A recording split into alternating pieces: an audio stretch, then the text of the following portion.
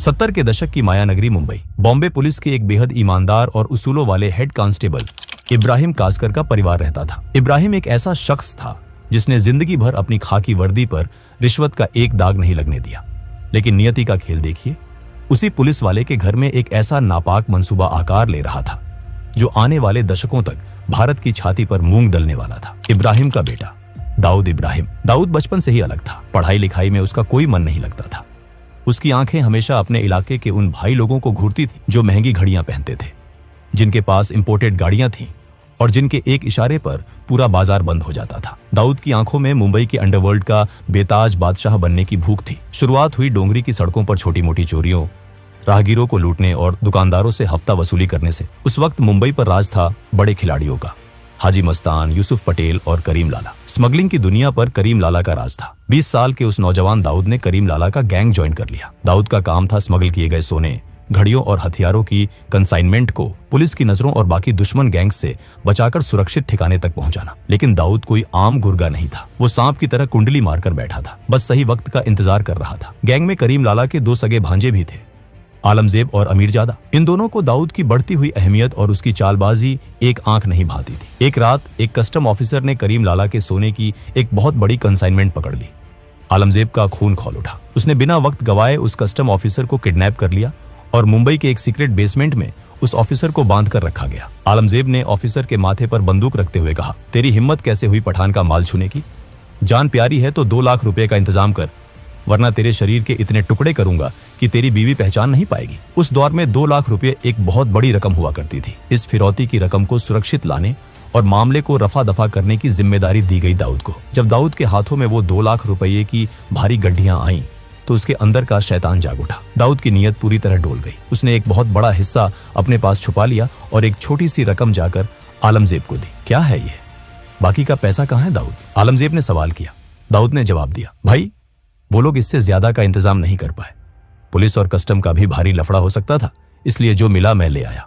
हालांकि जब पठान भाइयों ने अपने सीक्रेट सोर्सेज और खबरी नेटवर्क से पता किया तो उन्हें पता चला कि पैसा पूरा दिया गया था। दाऊद की इस गद्दारी ने करीम लाला के दरबार में भूचाल ला दिया। दाऊद को बीच महफिल में दर्जनों गैंगस्टर्स के सामने घसीट कर लाया गया। उसे पीटा गया। लातों, घूसों और डंडों से उसकी ऐसी हालत कर दी गई कि वो अपने पैरों पर खड़ा नहीं हो पा रहा था। उसे गैंग से धक्के मारकर बाहर निकाल फेंका गया। दाऊद ने उसी रात तय कर लिया था कि वो अब किसी के लिए काम नहीं करेगा। वो खुद अपनी गैंग बनाएगा। उसने अपनी खुद की सिंडिकेट डी कंपनी की नींव रखी। उसने अपने भाइयों साबिर, इकबाल, अनीस और नूरा को अपने साथ मिलाया। अब वो सिर्फ स्मगलिंग नहीं कर रहा था, वो एक पूरी की पूरी पेशेवर फौज तैयार कर रहा था। दाऊद खुद एक एक लड़के को चुनता था। बॉम्बे की सड़कों पर अब रोज खून बहने लगा था। दाऊद गैंग और पठान गैंग के बीच की दुश्मनी अब नासूर बन चुकी थी। अंडरवर्ल्ड के पुराने डॉन जैसे हाजी मस्तान और यूसुफ पटेल समझ चुके थे कि अब हवा का रुख बदल रहा है। ये नई पीढ़ी खून बहाने से गुरेज नहीं करती। उन्होंने स्मगलिंग छोड़कर रियल एस्टेट और राजनीति का सफेद दामन थाम लिया था। साल 1981 दादर के एक पेट्रोल पंप पर जब रात के सन्नाटे में दाऊद का बड़ा भाई साबिर इब्राहिम अपनी फिएट कार में बैठा था, तभी पठान गैंग की गाड़ियां वहां आ रुकी। उन गाड़ियों से हथियारों से लैस शूटर निकले, जिनमें मुंबई का सबसे खूंखार और पढ़ा लिखा गैंगस्टर मान्या सुरवे भी शामिल था। गोलियों की बौछार से साबिर का सीना छलनी हो गया। कार के शीशे चकनाचूर हो गए और साबिर की लाश खून के तालाब में डूब गई। उसी रात दाऊद पर भी उसके घर के पास एक जानलेवा हमला हुआ, लेकिन किस्मत ने उसे बाल बाल बचा लिया। जब दाऊद अस्पताल पहुंचा और उसने अपने बड़े भाई साबिर की खून से लथपथ ठंडी लाश देखी तो उसके अंदर का बचा खुचा इंसान हमेशा के लिए मर गया। आज के बाद मुंबई की सड़कों पर पठान गैंग का एक भी आदमी जिंदा सांस नहीं लेगा। उन्हें उनके घरों में घुसकर मारूंगा, ये मेरा वादा है साबिर भाई, दाऊद ने कसम खाई। आलमजेब समझ गया था कि दाऊद अब एक पागल हाथी की तरह हो चुका है, जिसे रोकना नामुमकिन है। अपनी जान बचाने के लिए आलमजेब ने रातों रात मुंबई छोड़ दी और गुजरात को अपना नया बेस बना लिया।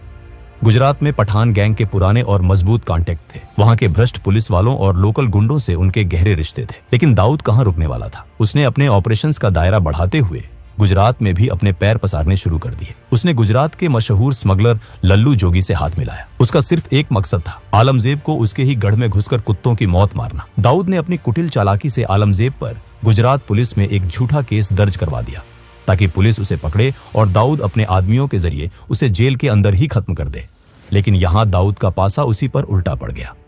1983 में गुजरात पुलिस ने एक सीक्रेट और सटीक सूचना के आधार पर छापेमारी की और दाऊद को लल्लू जोगी के साथ अवैध हथियारों के साथ रंगे हाथों पकड़ लिया। उसे कोफेपोसा कानून के तहत गिरफ्तार कर जेल में डाल दिया गया। ये खबर मिलते ही आलमजेब ने तुरंत दाऊद के गुर्गों पर ताबड़तोड़ हमले शुरू कर दिए। दाऊद के 2 सबसे खास आदमियों को बीच सड़क पर गोलियों से भून दिया गया। दाऊद को जेल की सलाखों के पीछे ये एहसास हो गया कि गुजरात में आलमजेब को मारना मुश्किल है। जैसे ही वो बेल पर छूटा, उसने तुरंत वापस मुंबई का रुख किया। अब दाऊद एक मौके की तलाश में था और वो मौका उसे मिला 6 सितंबर 1983 को। आलमजेब का भाई अमीरजादा को एक पुराने आपराधिक केस के सिलसिले में मुंबई के सेशन कोर्ट में पेश होना था। दाऊद जानता था कि ये काम कोई आम जाना पहचाना शूटर नहीं कर सकता, क्योंकि पुलिस हर चेहरे को जानती थी। इसके लिए उसने अंडरवर्ल्ड के उभरते सितारे बड़ा राजन की मदद ली। राजन ने एक दुबले पतले बेहद कम उम्र के लड़के डेविड परदेसी को चुना। डेविड दिखने में किसी कॉलेज जाने वाले सीधे साधे लड़के जैसा था। कोर्ट रूम खचाखच भरा हुआ था। भारी पुलिस बंदोबस्त था। जज अपनी कुर्सी पर बैठे थे और अमीरजादा कटघरे में खड़ा था। तभी भीड़ के बीच से डेविड परदेसी धीरे धीरे बिना किसी घबराहट के कटघरे के करीब पहुंचा। उसकी उम्र और मासूम चेहरे को देखकर किसी भी पुलिस वाले ने उसे रोकने या चेक करने की कोशिश नहीं की। अमीरजादा, दाऊद भाई ने अपना आखिरी सलाम भेजा है। डेविड ने अपनी पैंट के अंदर से रिवॉल्वर निकाली और पलक झपकते ही जज के सामने भरे कोर्ट रूम में अमीरजादा के सीने में दनादन गोलियां उतार दी। कोर्ट रूम में चीख पुकार और भगदड़ मच गई। अमीरजादा वहीं ढेर हो गया। पुलिस ने तुरंत झपटकर डेविड को पकड़ लिया, लेकिन दाऊद जो संदेश देना चाहता था वो पूरे भारत के अंडरवर्ल्ड और पुलिस महकमे तक पहुंच चुका था। दाऊद के ऊपर उस वक्त कई गंभीर आपराधिक मामले चल रहे थे। 1970 के एक रॉबरी केस में उसे 4 साल की जेल की सजा भी सुनाई जा चुकी थी, लेकिन वो बेखौफ बाहर घूम रहा था। 1984 में जब दाऊद के महंगे वकीलों ने एक नए केस में उसकी एंटीसिपेटरी बेल की अर्जी सेशन कोर्ट में लगाई, तो सरकारी वकील ने कोर्ट रूम में चीखते हुए कहा था, माय लॉर्ड, ये आदमी कोई आम मुजरिम नहीं है, ये एक खूंखार क्रिमिनल है। ये बेल पर बाहर है और बेल पर रहते हुए इसने खुलेआम 5 नए संगीन जुर्म किए हैं। इसकी जगह सिर्फ और सिर्फ कालकोठरी है। इसे किसी भी कीमत पर जमानत नहीं मिलनी चाहिए। लेकिन हमारे सिस्टम की दीमक इस कदर फैल चुकी थी और उस दौर में जेल नहीं बेल की नीति का ऐसा दुरुपयोग हो रहा था कि दाऊद को फिर से जमानत मिल गई। दाऊद अब पूरी तरह समझ चुका था कि इस सिस्टम को, इसके पुलिस वालों को और इसके वकीलों को कैसे खरीदा जा सकता है। उसने बड़े बिल्डरों, बिजनेसमैन और फिल्म प्रोड्यूसर्स को किडनैप कर भारी मात्रा में एक्सटॉर्शन शुरू कर दी। उसने ये सारा काला धन रियल एस्टेट और बॉलीवुड में लगाना शुरू किया। लेकिन वो ये भी जानता था कि मुंबई पुलिस के कुछ जाबाज अफसर अब उसके खून के प्यासे हो चुके हैं और सुप्रीम कोर्ट का फंदा कभी भी उसके गले में कस सकता है। 1985 के अंत तक जब आखिरकार सुप्रीम कोर्ट से दाऊद के खिलाफ अरेस्ट वारंट जारी हुआ, तब तक बहुत देर हो चुकी थी। दाऊद इब्राहिम हमेशा के लिए भारत से फरार होकर दुबई पहुंच चुका था। लोगों को लगा कि अब डी कंपनी का पतन हो जाएगा, लेकिन दाऊद ने दुबई में बैठकर अपने सिंडिकेट को एक मल्टीनेशनल कॉरपोरेशन की तरह चलाना शुरू कर दिया। बड़े बड़े पॉलिटिशियन, बिजनेसमैन और बॉलीवुड के नामी सितारे जब भी दुबई जाते तो दाऊद के दरबार में हाजिरी लगाना नहीं भूलते थे। उसी दौरान फिल्म मैगजीन्स में ये अफवाहें भी उड़ने लगी कि दाऊद का बॉलीवुड की एक बहुत मशहूर और खूबसूरत एक्ट्रेस के साथ अफेयर है और उनकी एक बेटी भी है। दुबई में बैठकर भी मुंबई पर दाऊद की पकड़ जरा भी ढीली नहीं हुई थी। उसने भारत के हर बड़े स्टेट में अपने एजेंट्स, हिटमैन और शार्प शूटरों का एक बड़ा नेटवर्क खड़ा कर लिया था। रोमेश शर्मा जैसे पॉलिटिशियन से लेकर अहमदाबाद के खूंखार गैंगस्टर अब्दुल लतीफ और यूपी के किडनैपिंग किंग बबलू श्रीवास्तव जैसे लोग अब दाऊद के इशारों पर नाचते थे। मुंबई में दाऊद का सारा काम उसका एक बेहद खतरनाक गुर्गा रमा नायक संभाल रहा था। रमा नायक ने दाऊद के इशारे पर कई लोगों को मौत के घाट उतारा और धीरे धीरे वो खुद को मुंबई का असली बॉस समझने लगा। वही दाऊद ने भांप लिया कि रमा नायक की बढ़ती ताकत भविष्य में उसके लिए एक बहुत बड़ा खतरा बन सकती है। दाऊद ने रमा को खत्म करने के लिए एक बेहद शातिर चाल चली। रमा नायक का एक राइट हैंड था, बाबू रेशम। दाऊद ने पुलिस के अपने घूसखोर सूत्रों का इस्तेमाल करके पहले बाबू रेशम को पुलिस लॉकअप में बंद करवाया और फिर दाऊद ने अपने दूसरे वफादार गुर्गों को भारी पैसा देकर पुलिस लॉकअप के अंदर ही बाबू रेशम का बेरहमी से कत्ल करवा दिया। इसके तुरंत बाद दाऊद ने दुबई से रमा नायक को फोन किया, रमा, बाबू को महेश ढोलकिया ने पुलिस से मिलकर मरवाया है, उसे छोड़ना मत। महेश ढोलकिया एक बड़ा होटलियर था। रमा नायक, जो अपने साथी की मौत से बदले की आग में अंधा हो चुका था, उसने बिना कुछ सोचे समझे अपने साथी अरुण गवली के साथ मिलकर महेश ढोलकिया को दिन दहाड़े मौत के घाट उतार दिया। लेकिन कुछ समय बाद जब रमा को अंडरवर्ल्ड के सूत्रों से सच्चाई पता चली कि महेश ढोलकिया बेकसूर था और बाबू रेशम की हत्या की पूरी साजिश दाऊद इब्राहिम ने ही रची थी, तो वो भड़क उठा। रमा नायक ने बगावत कर दी उसने दाऊद के उन बिल्डरों और व्यापारियों को पकड़ पकड़ कर लूटना और पीटना शुरू कर दिया जो डी कंपनी को प्रोटेक्शन मनी देते थे। अब से दाऊद को एक पाई का हफ्ता नहीं जाएगा। दुबई में बैठा वो भगोड़ा अब मुंबई का बॉस नहीं है, मुंबई का बाप अब मैं हूं, रमा ने खुलेआम ऐलान कर दिया। रमा नायक की मौत के बाद उसके गैंग और दगड़ी चौल की कमान उसके सबसे वफादार और खूंखार साथी अरुण गवली के हाथों में आ गई। गवली जानता था कि उसके गुरु को दाऊद ने ही चालाकी से मरवाया है। अब मुंबई की सड़कों पर डी कंपनी और गवली गैंग के बीच एक ऐसा खूनी खेल शुरू हुआ जिसने पूरे शहर को दहला कर रख दिया। गवली ने सबसे पहले दाऊद के मुंबई के ऑपरेशन संभालने वाले मैनेजर सतीश राजन को मरवा दिया। ये दाऊद के लिए एक बहुत बड़ा झटका था। बौखलाए हुए दाऊद ने गवली के खास आदमी अशोक जोशी और उसके पूरे गैंग को एक साथ खत्म करवा दिया। अरुण गवली ने अब दगड़ी चौल को एक किले में तब्दील कर दिया और अपनी फौज खड़ी करनी शुरू कर दी। उसने बेरोजगार और भटके हुए युवाओं को भारी पैसा देकर अपने गैंग में शामिल किया। उसने दगड़ी चौल के अंदर ही साउंड प्रूफ शूटिंग रेंज बनवाई जहां इन लड़कों को AK-47 स्टीन गन और आधुनिक हथियारों को चलाने की कड़ी मिलिट्री जैसी ट्रेनिंग दी जाने लगी। गवली ने दाऊद के मैनेजर महेश चौड़िया को किडनैप किया और उसे बेरहमी से मार डाला। दाऊद ने पलटवार करते हुए गवली के सगे भाई किशोर गवली की हत्या अपने हिटमैन महेश कुलकर्णी से करवा दी।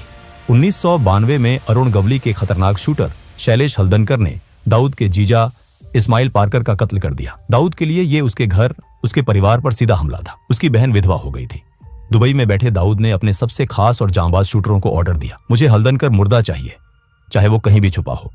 शैलेश हल्दनकर उस वक्त एक पुराने हमले में घायल होने के कारण मुंबई के JJ हॉस्पिटल में भारी पुलिस सुरक्षा के बीच भर्ती था। दाऊद के शूटर, जिनमें सुभाष सिंह ठाकुर और सुनील सावंत शामिल थे, AK-47 लेकर सीधे अस्पताल में घुसे।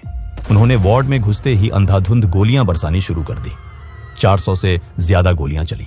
मरीज और डॉक्टर जान बचाने के लिए पलंगों के नीचे छुप गए थे। हल्दनकर को वहीं बिस्तर पर छलनी कर दिया गया और 2 हवलदार भी शहीद हुए। अरुण गवली भी पीछे हटने वाला नहीं था। उसने दाऊद के करीबी राजनीतिक मददगार मौलाना बुखारी की हत्या करवा दी, जो दाऊद के लड़कों को पुलिस से बचाता था। दोनों तरफ से रोज लाशें गिर रही थी। खुफिया एजेंसियां हैरान थीं कि कैसे एक अनपढ़ आदमी जो अंग्रेजी का एक वाक्य ठीक से नहीं बोल सकता, दुबई में बैठकर 5000 से ज्यादा गैंगस्टरों की एक फौज को एक मल्टीनेशनल कंपनी के CEO की तरह चला रहा है। दाऊद अपने दुश्मनों और गद्दारों के लिए एक क्रूर तानाशाह था जो छोटी सी गलती पर भी मौत की सजा देता था, लेकिन अपने वफादार गुर्गों के लिए वो एक दरिया दिल मसीहा था।